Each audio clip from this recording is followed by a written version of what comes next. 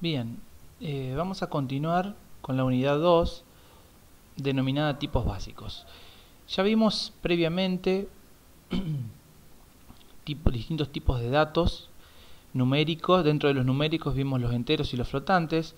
En el capítulo 2 van a poder encontrar un nuevo tipo de dato vinculado a los números complejos, pero que no vamos a hacer énfasis o hincapié.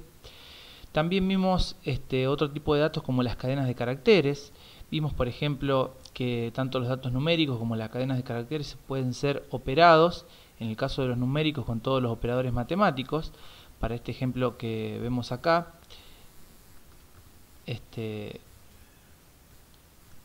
tenemos una operación de un número flotante, un número entero, en el cual el número almacenado en la variable A es elevado a la potencia de la variable B, es decir, 3.34, en este caso a la quinta.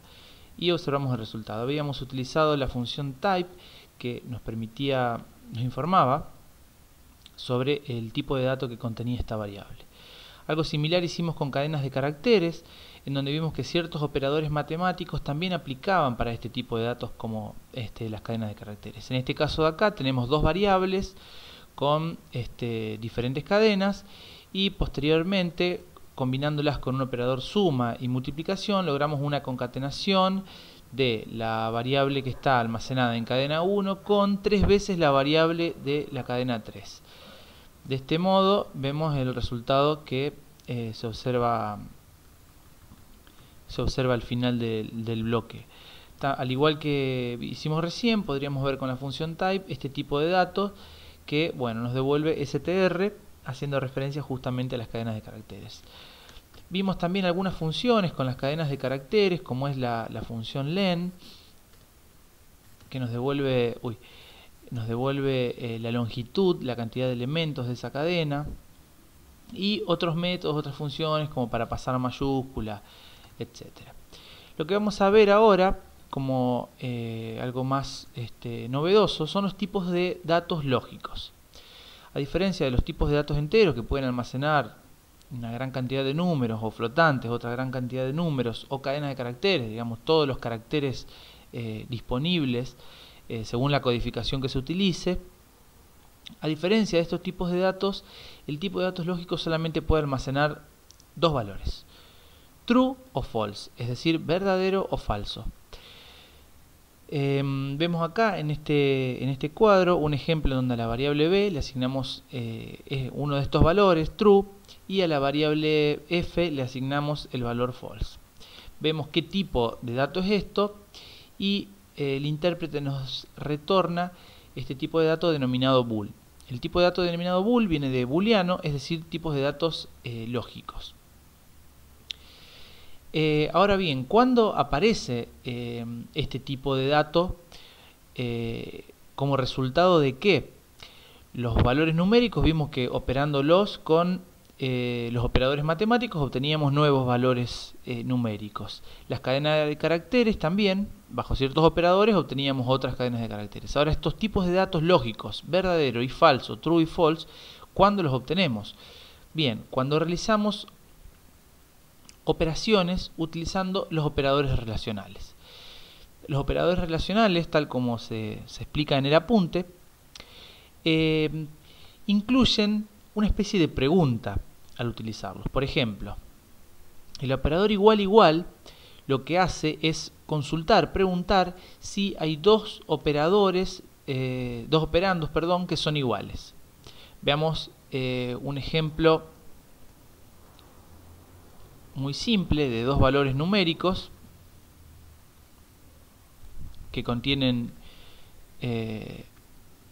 distinta información, y una manera, acá no hace falta poner el print porque ya automáticamente nos tira el primer resultado.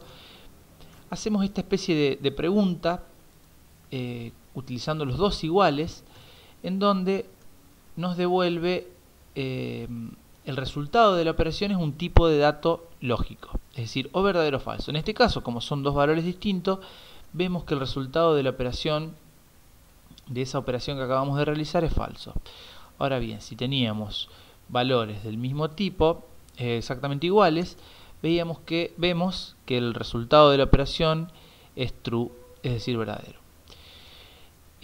Otros tipos de comparaciones que podemos hacer son distintos. En este caso A y B son iguales, es decir, que si nosotros hacemos la pregunta a través de este operador relacional, que es signo de admiración e igual, estamos preguntando si son distintos.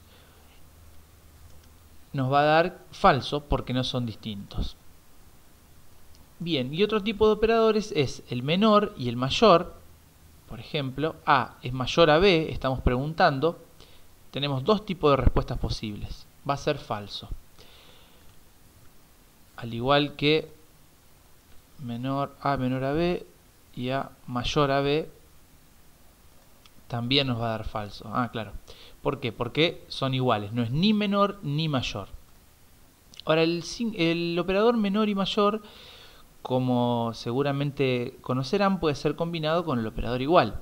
Es decir, si este valor es mayor e igual a, si la variable A es mayor e igual a la variable B. Es decir, estamos combinando dos preguntas en un único operador, a diferencia con los anteriores. En este caso nos da igual, ¿por qué? Porque nos da true, ¿por qué? Porque fue igual. Bien. Es decir, estos tipos de datos, verdadero y falso, no solo los obtenemos, los obtenemos al realizar comparaciones, al realizar estas preguntas con este tipo de operadores. Ahora, como tenía previamente, también podemos hacerlo con distintos tipos de datos. Nosotros podemos comparar datos numéricos, podemos comparar datos de tipo cadena de carácter. En este caso acá tengo dos variables de cadena de carácter y podemos preguntar cuál es, si la cadena de carácter C1 es mayor a la cadena de carácter C2, que en este caso hace referencia a la posición alfabética. Fíjense que la variable C2, al contener esta cadena de caracteres, se encuentra previamente a la variable C1, con lo cual C2 es menor a C1 o C1 es mayor a C2 y por eso obtuvimos un valor verdadero. Bien, otra cuestión es combinar estas preguntas que recién a las que hacíamos referencia, que nos surgían a partir de utilizar estos operadores, con estos operadores relacionales con operadores lógicos. Es decir, los operadores lógicos nos sirven para combinar, por ejemplo, utilizando AND, utilizando OR o utilizando NOT.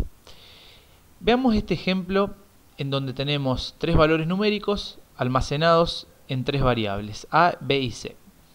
Y una cuarta variable, resultado, a la que le vamos a asignar el resultado de comparar A y B, A y C.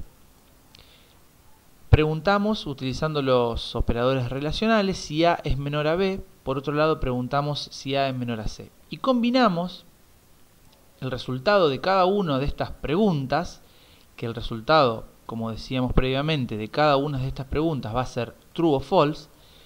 Las combinamos con el operador lógico AND. ¿Qué es lo que estamos preguntando acá? Estamos preguntando si las dos preguntas se están cumpliendo a la vez. Es decir, estamos preguntando si A es menor a B y además A es menor a C. Entonces podríamos ver el valor de resultado para los valores que tiene. Fijémonos que A tiene 9, B tiene 16, con lo cual A menor a B nos va a dar true porque 9 es menor a 16. Por otro lado, preguntamos si A es menor a C. A es 9, C es 6 y no es menor. Entonces, si nos preguntamos si las dos condiciones se dan, el resultado de la operación va a ser falso, porque hubo una de las dos, en este caso la de la derecha, que no se cumplió. Otro de los operadores es el operador OR, que a diferencia del AND nos va a dar verdadero cuando alguna de las dos operaciones se cumplan. Es la misma pregunta que hicimos previamente con el operador OR nos da el resultado contrario, es decir, el resultado verdadero. Porque con que una de las dos se cumpla, ya el resultado es verdadero. Por último, el otro operador es el operador NOT, que es el operador de negación, que simplemente lo que hace es cambiar el valor que tiene una variable. Si es true, lo pasa a false; si es false, lo pasa a true. ¿Para qué sirve este operador? Tiene mucha utilidad cuando nosotros queremos preguntar por la negativa. Por ejemplo, en el caso anterior nosotros preguntábamos A era menor a B y, perdón, en el caso no el anterior sino el previo, preguntábamos si A era menor a B y podríamos haber dicho no es menor a C, es decir, negábamos esta última comparación.